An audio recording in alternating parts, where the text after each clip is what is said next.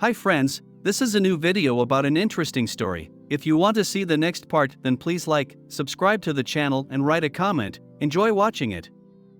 This story is about a girl who lived her life under the name Dante Lenatus. She was the daughter of a crown prince, and her mother was a musician, but in the end she was simply abandoned in a distant town. Since then, her family has been vagrants, beggars, and the like. There were huge problems with food. The girl ate scraps, and when she grew up she started stealing food at the marketplace. Everything changed when she was 12 years old. She met a man who gave her the opportunity to try fencing. He gave her the name Dante. Her talent shone like a diamond. She became a student and adopted daughter of this man. By the way, his name was Noah. He taught his new daughter everything he knew. The training was hard, but she did not give up and continued to work on herself. On the day Dante turned 19, Noah died.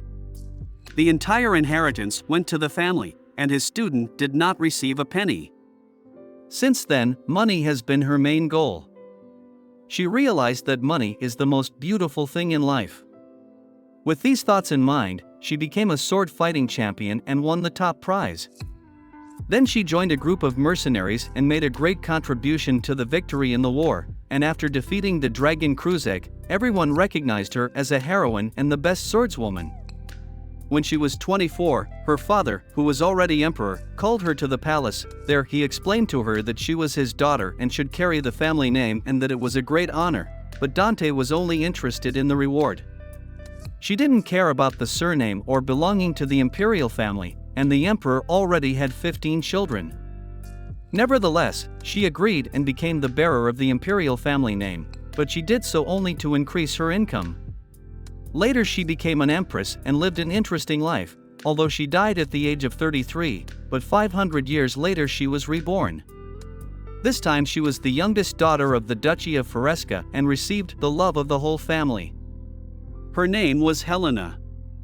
But there was one small nuance in this story. She remembered her previous life.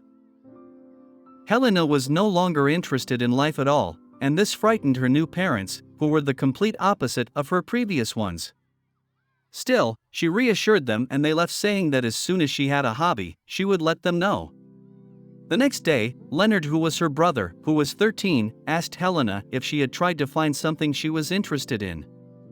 There was no positive answer, and the brother promised his sister to take care of her until she was old. The girl was interested in the sword that stood next to Leonard. It turned out that he had a fencing lesson coming up.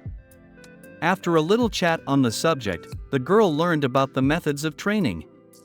She found out that the training began with sparring. She didn't like it very much and decided to go to training with her brother. When the trainer named Vitor came, he told Helena that swordplay was exclusively a man's business.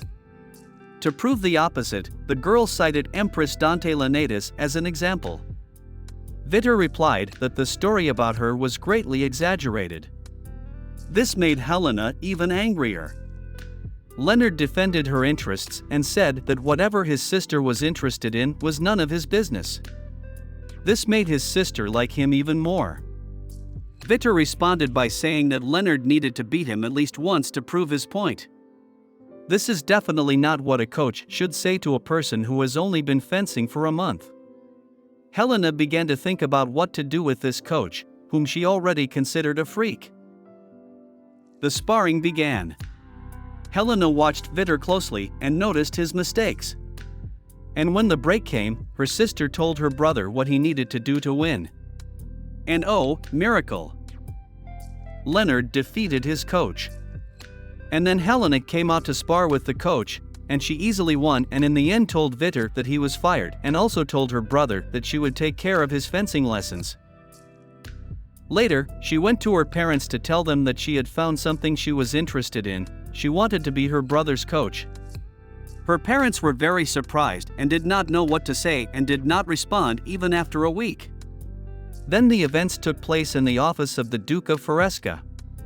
It turned out that the coach, who had recently been fired, was really incompetent. This was not news to Helena. Then the conversation turned to her wishes and they found a compromise with her father. Helena needed to make sure that her brother won over Prince Caesar, who was soon to visit the family's estate. By the way, he was the same age as Leonard. The task was not an easy one. When this prince arrived, Helena noticed that he looked very much like Duke Ares Grey, to whom she had handed over the throne before her death in a previous life. Their resemblance is not surprising, because Caesar is a descendant of Ares and all members of this family have red eyes. There was tension between Helena and Caesar, and when he tried to shake her hand, she taught him a lesson and squeezed it even harder because she knew certain details of how to do it properly. Although the prince was hurt, he did not say anything to anyone. Since he had come for the summer, it was going to be an interesting summer. Helena wanted to crush the prince and thought he was a fool. But he also had some plans. After these events, Helena's mother asked her not to be so harsh with him, because he had recently lost his mother and it was hard for him. Last winter, Caesar's mother tragically died of an illness. Caesar came here to put his mind at ease, but now that he is here and the empress is gone, the emperor will win the battle for the throne without any obstacles. After the conversation between the daughter and mother, the prince appeared. His conversation with Helena was again very tense. However, the girl rudely humiliated him and he became sad. He knew that to take him in would mean becoming enemies of the Valera family. The Valera family is the family of the empress. Caesar said that he wanted to resolve the misunderstanding, but nothing happened. Helena felt like a fool for doing that. After all, she thought he should be brought down from heaven, and he was already depressed. But then she thought that she couldn't help him, and in any case, she needed to make sure that Leonard won, so she would think that it was a pre-planned psychological attack. Then, during the training, Leonard asked his sister if she had made up with the prince, but it was logical that they had not. The brother wanted Helena to make friends with the prince, because it was hard for him to find friends and all that. Then Helena found out that the prince and Hamilton were practicing fencing and decided to attend their training. Her goal was to find Caesar's weaknesses, but she noticed that he was very skilled. It looked like he was just born talented. Helena realized they had a problem. So when the break came, the girl approached the prince, gave him a towel, talked to him, and offered him a sparring match. Hamilton persuaded the prince to refuse, but since the condition was that the loser would fulfill any wish of the winner, he agreed, because it was very interesting to him. The fight was hard. Helena was very surprised, because Caesar was really skilled. In the end, she decided to put an end to this fight, and during her furious attack, the prince put a block with his hand. At this point, Hamilton stopped the fight, which resulted in a draw. And so during this fight, it was Hamilton who was most nervous. After the fight, Helena began to think that she wanted to raise Caesar, that is, to become his trainer. When it was time to eat, Caesar did not come. Helena decided to go check on him, knowing that she had hurt him. When they entered the room, they started talking. It turned out that the prince's arm was broken, but such injuries are treated quickly. During the dialogue, the girl almost told an incident from her past life, but fortunately this did not happen. The conversation got to the point where Helena shared what wish she would make if Caesar was defeated. She wanted him to become her servant. He, in turn, did not want to share similar information about himself, but he did. It turned out that he just wanted them to address each other by name. Since this was not a problem for the girl, she said that she would address him by his first name. The boy was surprised to hear that. Helena said that it was true and they could even act like friends, but the boy said that they shouldn't go that far yet. It was decided that Caesar would start fencing again when his arm was fully healed. Helena wanted to spar with him from time to time. But probably to keep them from getting bored until then, Leonard suggested that they get together and play cards. But on the fifth day, they were already bored. In addition, the rainy season had begun and they could not go outside. And when the thunder began, Hamilton said that he had heard that it was on these days when it rained that a ghost appeared in the duchy. When Hamilton left, these friends began to discuss the idea of going to see if this ghost really appeared. They didn't have to go far, because rumors said that it appeared in the basement of the estate. Caesar told that the ghost of the dragon Cruzek, which was defeated by Empress Dante Lenatus, was flying in the imperial castle.